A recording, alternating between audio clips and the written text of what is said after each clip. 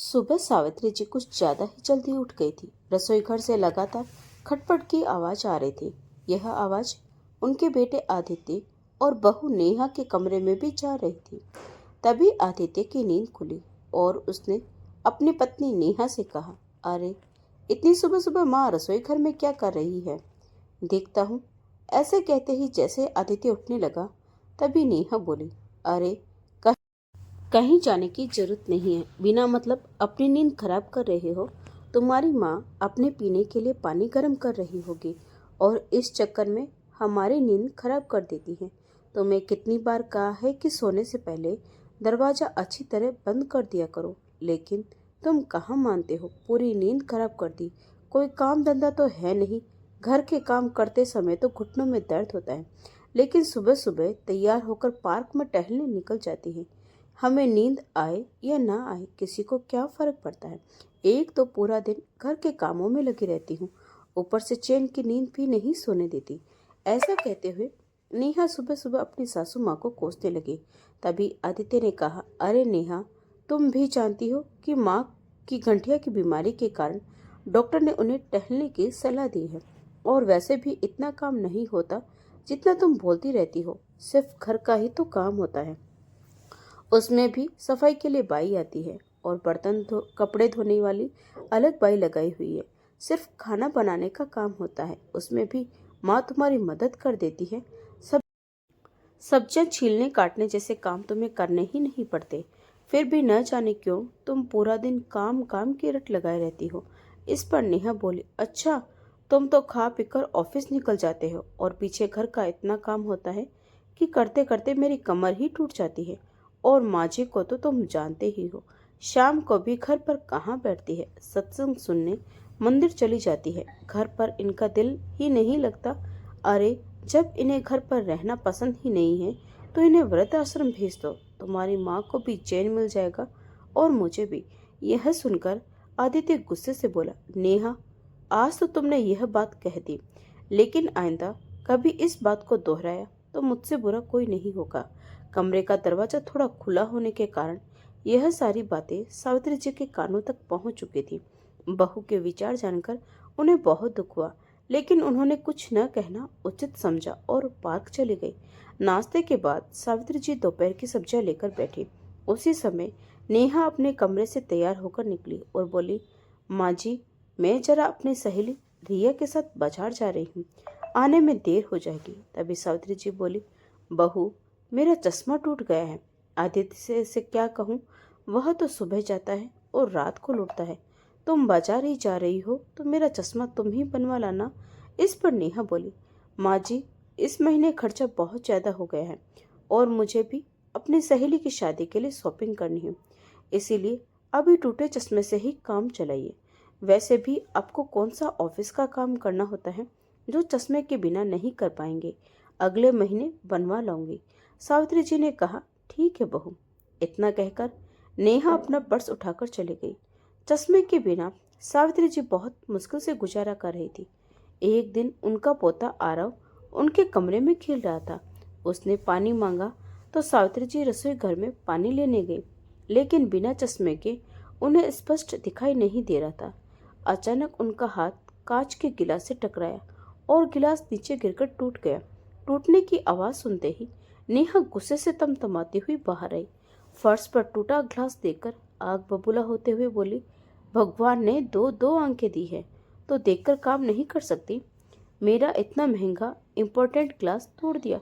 मालूम भी है यह मेरी माँ ने दिया था। बिना मतलब इतना नुकसान कर दिया। नेहा की आवाज सुनते ही आदित्य बाहर आया और बोला, क्या हुआ नेहा, इतना क्यों चिल्ला रही है? नेहा बोली, देखो ना, तुम्हारी माँ ने मेरा इतना महंगा गिलास तोड़ दिया। ये मेरी माँ ने दिए थे। आदित्य ने कहा, अरे गलती से टूट गया होगा, इसमें इतना चिल्लाने वाली क्या बात है। बिना बात के बतंगड़ बनाना तो कोई तुमसे सीखे। फिर उसने अपनी माँ की ओर देखा और कहा, अरे माँ, आप चश्मा क्यों नहीं पहनती? शायद इसी कारण आपको नजर नहीं आया होगा। सावित्री जी बोली, बेटा, वो मेरा चश्मा, इतना कह ही रही थी कि नेहा फिर ताना मारते हुए बोली, भगवान जाने किस दुनिया में गुम रहती है तुम्हारी माँ। बिना मतलब नुकसान कर देती है। इतना कहकर नेहा बड़बड़ाते हुए अपने कमरे में चली गई। उधर सावित्री जी समझ ही नहीं पा रही थी कि उन्होंने ऐसा क्या कर दिया था जो उनकी बहू उन पर इतना बरस पड़ी। दरअसल नेहा पर अपनी तथाकथित मॉडर्न सहेलियों का काफी प्रभाव था। उसकी अधिकांश सहेलियां या तो अपने सास ससुर से अलग अपनी गृहस्थी बसा चुकी थी या फिर उन्हें वृद्ध आश्रम भेजकर उनकी जिम्मेदारी से मुक्त होकर स्वतंत्र जीवन बिता रही थी। उनकी देखा देखी नेहा पर भी अपनी सास को आश्रम भेजने का भूत सवार हो चुका था। अक्सर नेहा फोन पर ही चिपकी रहती, कभी अपनी सहेलियों के साथ अपनी सास की बुराई करती तो कभी माँ के साथ घर का सारा हाल चाल बांटती। एक दिन जब नेहा अपने घर की सारी बातें अपनी माँ को बता रही थी तो उसकी कुछ बातें सावित्री जी के कानों में पड़ी। थोड़ी देर बाद वह अपनी बहू के पास आई और बोली, बहू, अपने ससुराल की सारी बातें मायके में बताना अच्छी बात नहीं होती। इतना सुनने की देर थी कि नेहा एकदम भड़क गई और चिल्लाते हुए बोले, माँ जी, आपको इतनी भी तमीज नहीं कि छिपकर किसी की बातें नहीं सुना करते। अपनी बहू की जासूसी करते हुए आपको बिल्कुल शर्म नहीं आई। नेहा के इस व्यवहार से सावित्री जी एकदम स्तंभ रह गई, लेकिन कहती भी तो किसे। बहू समझने को तैयार नहीं थी और बेटे को वह परेशान नहीं करना चाहती थी, इसीलिए चुपचाप अपमान का घुट पीकर सहन कर गई। लेकिन नेहा चुप रहने वाली नहीं थी। रात को खाना खाने के बाद जैसे ही आदित्य कमरे में आया उसने फिर से वही जिद पकड़ ली। तुम्हारी माँ के रहते हुए तो मेरा जीना ही हराम हो चुका है। प्राइवेसी नाम की तो कोई चीज ही नहीं है। किसी से फोन पर बात तक नहीं कर सकती मैं। छोटी छोटी सी बातों पर लेक्चर सुनाने चली आती है। तुमसे कितनी बार कहा है कि अपनी माँ को वृद्धाश्रम भेज दो, लेकिन तुम हो कि सुनते ही नहीं। अरे, वृद्धाश्रम इन जैसे बूढ़े लोगों के लिए ही तो बना हुआ है, और फिर तुम्हारी माँ को भी अपनी उम्र के लोग मिल जाएंगे तो उनका मन भी लगा रहेगा। तभी आदित्य बोला, नेहा, बड़े बुजुर्ग अगर कुछ समझाते हैं तो तुम्हारे भले के लिए ही समझाते हैं, लेकिन यह सब बातें तुम्हारे दिमाग से बाहर है। और मेरी एक बात कान खोलकर सुन लो, मैं अपनी माँ को कभी वृद्धाश्रम नहीं भेजूंगा।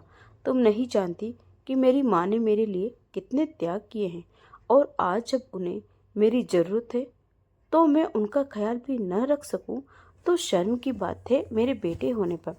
तभी नेहा बोली, बस, तुम्हें तो अपनी माँ के अलावा इस दुनिया में कोई दिखाई ही नहीं देता। फिर आदित्य ने कहा, नेहा, तुम नहीं जानती कितनी मुश्किलों से मेरी माँ ने मुझे पाल पोस कर बड़ा किया है।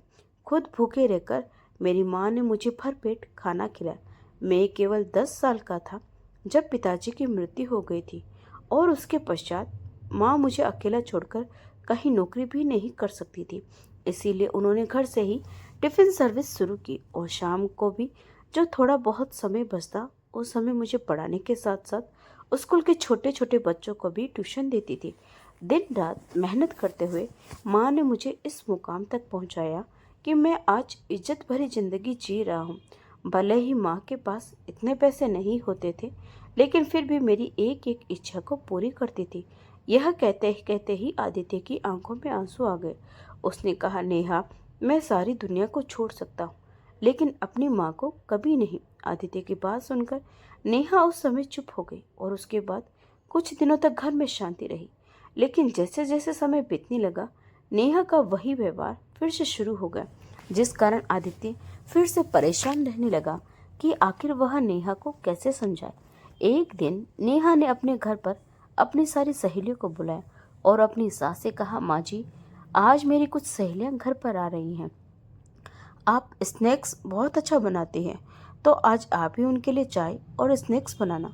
सावित्री जी के घुटनों में दर्द था, लेकिन फिर भी बहू की बात मानकर दोपहर से ही तैयारियों में जुट गई। उनके हाथ के बने खाने में इतना स्वाद होता था कि बड़े बड़े होटल के शेफ भी उनके आगे फेल हो जाए। नेहा की सहेलियों के आने से पहले सावित्री जी लगभग सारे व्यंजन बना चुकी थी। तभी नेहा अंदर आई और पूछने लगी, माँ जी, और कितना समय लगेगा? मेरी सहेलियाँ तो पहुँचती ही होगी। तभी सावित्री जी बोली, बाकी सारा काम हो चुका है, बस अब तुम्हारी सहेलियाँ आएगी तो मैं चाय बना दूंगी। उसी समय दरवाजे की बेल बजी तो नेहा ने कहा, माँ जी आप चाय बनाना रख दीजिए। और जल्दी जल्दी में चाय पत्ती के साथ चीनी की जगह नमक का डिब्बा उठाकर अपनी सास को पकड़ा दिया और बोली, आप जल्दी से काम निपटा आइए। और ऐसा कहकर नेहा दरवाजा खोलने चली गई। नज़र कमजोर होने और चश्मा न होने के कारण सावित्री जी को भी नमक और शक्कर में फर्क समझ नहीं आया और उन्होंने चाय में नमक डाल दिया। तभी नेहा अपनी सहेलियों को लेकर अंदर आई और उनके साथ बातें करने लगी। थोड़ी देर बाद बातचीत करने के बाद नेहा सबके लिए रसोई से तरह तरह के स्नैक्स लेकर आई और ऐसे दिखा रही थी मानो सारे स्नैक्स उसने ही बनाए हो। सब लोग बड़े मज़े से स्नैक्स खाने लगे और हंसी मजाक और बातचीत का सिलसिला चल पड़ा।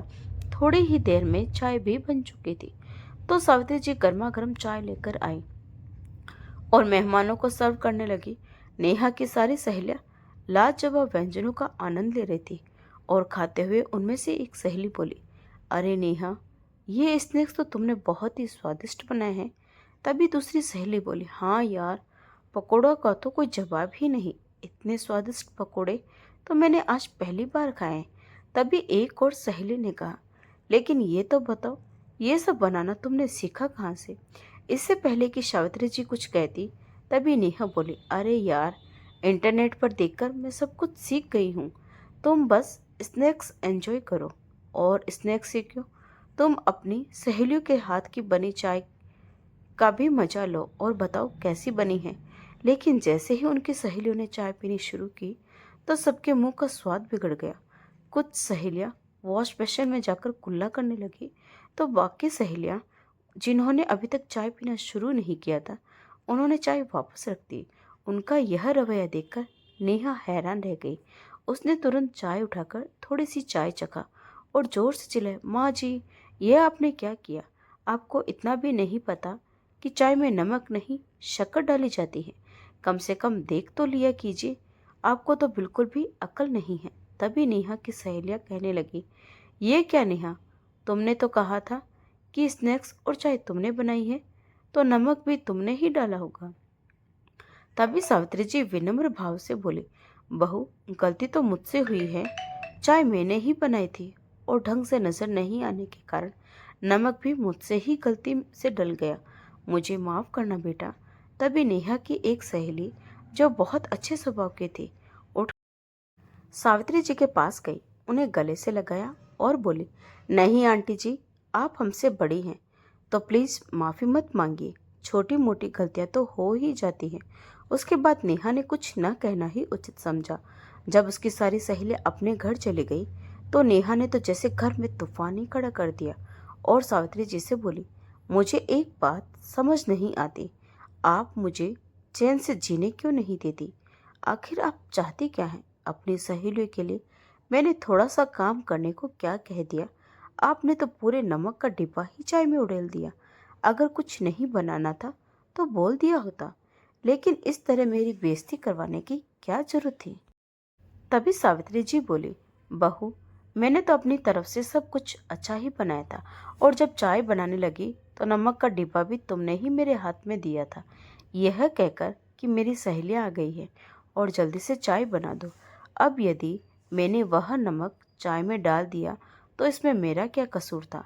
अभी यह सब बातें चल ही रही थी कि आदित्य भी घर आ गया और नेहा को गुस्से में देखकर उसने कारण जानना चाहा तो नेहा ने चिल्ला चिल्लाकर उसे सारी बात बताई। तो आदित्य बोला, नेहा थोड़ा ध्यान तो तुम्हें ही करना चाहिए था कि माँ की अब उम्र हो चली है तो कम से कम काम में उनका हाथ बटा देती। और माँ आप अपना चश्मा क्यों नहीं लगाती। जब भी आप चश्मा नहीं लगाती तो कुछ न कुछ उल्टा ही हो जाता है। मुझे बताइए आपने अपना चश्मा कहाँ रखा है, मैं अभी लेकर आता हूँ। तभी सावित्री जी बोली, बेटा दरअसल बात यह है कि मेरा चश्मा कुछ समय से टूटा हुआ है जिस कारण मैं ढंग से देख नहीं पाती और मुझसे कोई ना कोई गलती हो जाती है। तो आदित्य बोला, आप भी कमाल करती हैं माँ, आपका चश्मा टूट गया था तो आपने मुझे बताया क्यों नहीं। फिर सावित्री जी ने कहा, बेटा मैंने तो बहू को कहा था लेकिन बहू ने यह कहकर बात टाल दी कि इस बार खर्चा बहुत हो गया है तो पैसे नहीं बचे, अगले महीने नया चश्मा बनवा कर ले आऊंगी। यह बात सुनकर आदित्य ने नेहा की ओर प्रश्नवाचक नजर से देखा तो नेहा अपना बचाव करते हुए बोली, हाँ तो क्या हुआ, आखिर हूं तो इंसान ही, भूल गई माँ जी का चश्मा बनवाना। फिर आदित्य ने कहा, नेहा जैसे तुम इंसान होकर गलती कर सकती हो, वैसे मेरी माँ भी इंसान है, और छोटी सी गलती पर तुम उन पर ऐसे चिल्लाने लगती हो जैसे उन्होंने कोई बहुत बड़ा अपराध कर दिया हो। तुम्हारे रोज रोज के इस व्यवहार से मैं तो परेशान हो चुका हूँ। आदित्य की इतनी बात सुनकर नेहा का गुस्सा सातवें आसमान तक पहुंच चुका और जोर से चिल्लाते हुए बोले, तुम्हें तो सिर्फ अपनी माँ ही नजर आती है। तुम्हारी जिंदगी में मेरे होने या न होने से तुम्हें कोई फर्क नहीं पड़ता।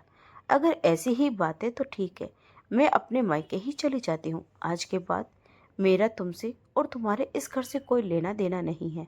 ऐसा कहते हुए नेहा गुस्से में पैर पटकती हुई अपने कमरे में गई और बैग उठाकर अपने बेटे आरव के कपड़े पैक करने लगी। फिर सावित्री उसके पास आई और हाथ जोड़कर विनती करने लगी, बहू, मेरे कारण तुम दोनों अपनी गृहस्थी क्यों खराब करते हो? यदि तुम्हें मेरी उपस्थिति पसंद नहीं तो मैं ही वृद्ध आश्रम चली जाती हूँ। तभी आदित्य वहां आया और बोला, नहीं माँ, आपको हाथ जोड़ने की कोई जरूरत नहीं है और आप इस घर से कहीं नहीं जाएंगी। यदि नेहा को आपके साथ रहना पसंद नहीं है तो वह यहाँ से जा सकती है, लेकिन मैं आपका साथ कभी नहीं छोड़ूंगा। और अब इस रोज रोज के झगड़े से तो मैं परेशान हो चुका हूँ। नेहा ने अपना सामान पैक किया और जैसे ही जाने लगी तो आदित्य से बोली, अगर तुम चाहते हो कि हमारी गृहस्थी फिर से बसे तो अपनी माँ को वृद्ध आश्रम में छोड़ देना। मैं वापस आ जाऊंगी, नहीं तो मैं यहाँ कभी लौट कर नहीं आऊंगी। ऐसा कहकर नेहा अपने मायके चली गई, लेकिन आदित्य ने उसे रोकने की कोशिश नहीं की, क्योंकि अब वह इस समस्या का हल चाहता था। आज घर में जो कुछ भी हुआ था वह सब देखकर सावित्री बहुत चिंता में पड़ गई। फिर आदित्य के पास आकर बोली, बेटा, तुम कोई ऐसा कदम मत उठाना जिससे समस्या और बढ़ जाए। मेरे कारण तुम्हारी गृहस्थी खराब हो यह मैं बिल्कुल नहीं चाहती। इसीलिए मैं कल ही वृद्ध आश्रम चली जाऊंगी, फिर तुम बहू को घर वापस ले आना।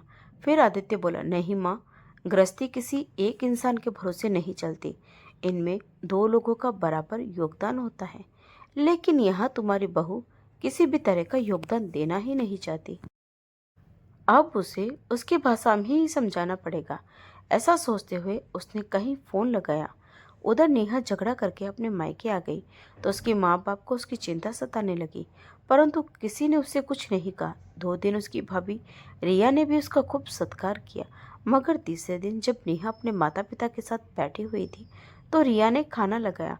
खाने की प्लेट देखते ही नेहा के पिता रिया से बोले, बहू, सब्जी में तेल बहुत ज्यादा है। तुम्हें तो मालूम है कि मैं ब्लड प्रेशर का मरीज हूँ, इसीलिए तेल थोड़ा कम डाला करो। तभी रिया गुस्से से बोली, पिताजी, यह तो आपका रोज रोज का काम है। कभी आपको सब्जी में तेल ज्यादा लगता है, कभी चाय में शक्कर, और कुछ नहीं तो सूखी रोटी का रोना रोने लगते हैं। मैं तो परेशान हो गई हूँ इस रोज रोज की किटकिट से। सारा दिन काम में लगी रहूं, ऊपर से आप लोगों की यहाँ टोका टोकी। और फिर नेहा की ओर देखते हुए बोली, आए दिन घर में कोई ना कोई मेहमान आ जाता है। ऐसे में ना तो मुझे यहाँ प्राइवेसी मिल पाती है और ना ही मैं अपने हिसाब से जी पाती हूँ। अब मुझसे नहीं होता आप सबकी खातिरदारी। मेरी अपनी भी जिंदगी है। अब मुझे आप लोगों से अलग रहना है। नेहा अपनी भाभी की ऐसी बातें सुनकर हैरान रह गई। फिर बोली, भाभी, जरा सी तो बात है, आप इतना गुस्सा क्यों कर रही है? तब रिया बोली, दीदी, आपको बीच में बोलने की कोई जरूरत नहीं है। यह हमारे परिवार का मामला है। आप अपना घर देखिए। आप इस घर के मेहमान हैं तो मेहमान ही बनकर रहिए। फिर नेहा गुस्से से बोली, भाभी, आपकी हिम्मत कैसे हुई मुझे मेहमान कहने की? इस घर की बेटी हूं मैं, मेरा भी इस घर पर पूरा हक है। रिया ने कहा, दीदी, आपका घर तो वह है जिसे आप छोड़कर यहाँ आकर बैठ गई। अपनी भाभी को ऐसा बोलते देख नेहा तो उसे देखती ही रह गई। उसे अपनी भाभी का यह व्यवहार बहुत बुरा लगा। फिर थोड़ा संयम रखते हुए नेहा बोली, भाभी, लेकिन पापा ने ऐसा भी क्या कह दिया जो अब इतना चिढ़ गई और अब अलग रहने की बात कर रही है? मुझे तो हैरानी हो रही है, आप तो कभी ऐसा नहीं कहती थी। आप तो हमेशा हंसते हुए सारे घर का काम करते थे और माँ बाबूजी दोनों को खूब इज्जत देती थी। लेकिन अब ऐसा क्या हो गया कि आप पिता समान अपने ससुर के साथ इतना बुरा व्यवहार कर रही हैं? तभी रिया बोली, क्यों? इसमें हैरानी वाली क्या बात है?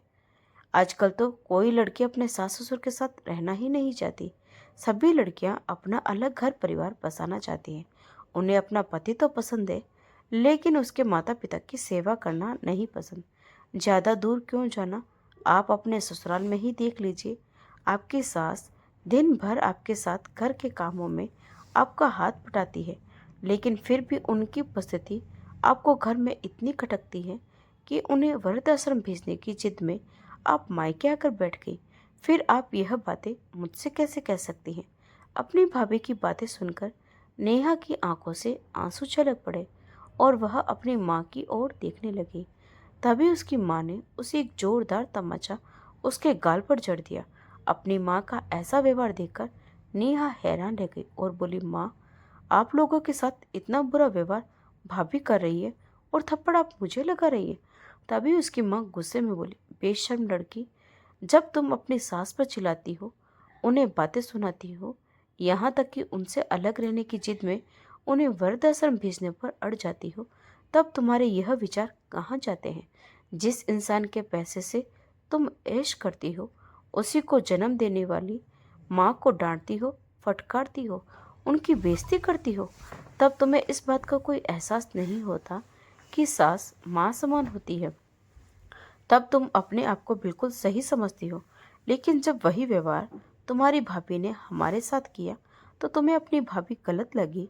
अपने माँ बाप के साथ ऐसा व्यवहार होते देख तुमसे सहा नहीं जा रहा ना? इतनी बातें सुनते ही नेहा की नज़र शर्म से झुक गई। उसकी माँ बोली, बेटी, मैंने तुम्हें कितना समझाया था कि अपने ससुराल की बातें ससुराल तक ही सीमित रखो। मायके में बातें बताने की कोई जरूरत नहीं है। हमारी परवरिश ऐसी नहीं थी। मैंने कभी तुझे गलत सलाह नहीं दी, लेकिन आज तूने जो हरकत की है, उसके कारण हमारी परवरिश पर भी सवाल उठेंगे। तेरे ससुराल वाले तो यही सोचेंगे कि तेरी माँ ने ही तुझे अपनी सास को वृद्धाश्रम भेजने की सलाह दी है। क्या आज से पहले तूने अपनी भाभी को इस तरह बात करते देखा है? अरे, वह तो कभी ऊंची आवाज में भी बात नहीं करती थी, लेकिन तेरी आदतों का असर तेरी भाभी पर भी पड़ने लगा है। अपनी माँ की बातें सुनकर नेहा को एहसास हुआ कि वह कितनी बड़ी गलती कर चुकी है।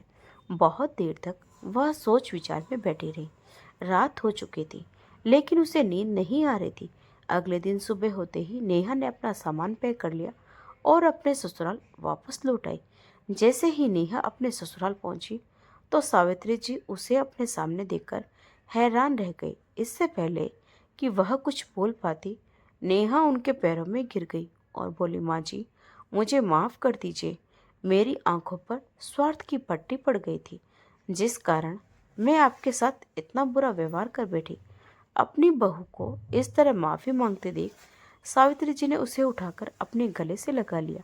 लेकिन सावित्री जी यह बात समझ नहीं पा रही थी कि आखिर 2 दिन में ऐसा क्या हो गया जो नेहा उल्टे पांव वापस आ गई और रोते हुए उनसे माफ़ी मांगने लगी। आदित्य, जो ऑफिस जाने के लिए अपने कमरे में तैयार हो रहा था, नेहा की आवाज़ सुनकर बाहर निकला। सास बहू को इस तरह गले लगते देख उसके चेहरे पर मुस्कान आ गई। तैयार होकर घर से बाहर निकला तो सबसे पहले उसने अपनी सासू माँ को फ़ोन लगाया और उनकी मदद के लिए उन्हें शुक्रिया अदा करते हुए बोला, माँ जी, धन्य हैं आप। यदि सभी माँ बाप अपने बच्चों की गलत हरकत पर उनका साथ न देते हुए इसी तरह सही रास्ते पर लाए, तो कोई घर परिवार कभी न उजड़े। कहते कहते आदित्य की आंखों में आंसू आ गए। दरअसल हुआ यूं था कि जिस दिन नेहा आदित्य से झगड़ा करके अपने मायके गई थी, उसी दिन आदित्य ने अपनी सासू माँ को फ़ोन करके सारा किस्सा बयान कर दिया था और इस मामले में उनसे मदद मांगी थी। नेहा की माँ अपने दामाद और समधन को खूब अच्छी तरह से जानती थी, इसीलिए आज जो कुछ भी नेहा के मायके में हुआ, वह सब नेहा के माता पिता और भाभी का सोचा समझा नाटक था, ताकि वह नेहा को सही रास्ते पर ला सके। आज नेहा बहुत खुशी से अपने घर का सारा काम कर रही थी और सावित्री जी के साथ खूब हंसी बतिया रही थी। जब आदित्य घर लौटा तो चिल्लाने चीखने की आवाज़ों के स्थान पर ठहाकों की आवाज़ पूरे घर में गूंज रही थी। यह नज़ारा देखकर आदित्य सोचने लगा, नेहा की माँ की तरह यदि सभी माता पिता समझदारी से काम ले तो बहुत से घर उजड़ने से बच जाएं। दोस्तों, आपके हिसाब से घर किससे टूटता है? सास से, बहू से या समझ की कमी से? अपनी राय कमेंट बॉक्स में जरूर दें। उम्मीद करती हूँ आज की कहानी आपको पसंद आई होगी। अगर कहानी पसंद आए तो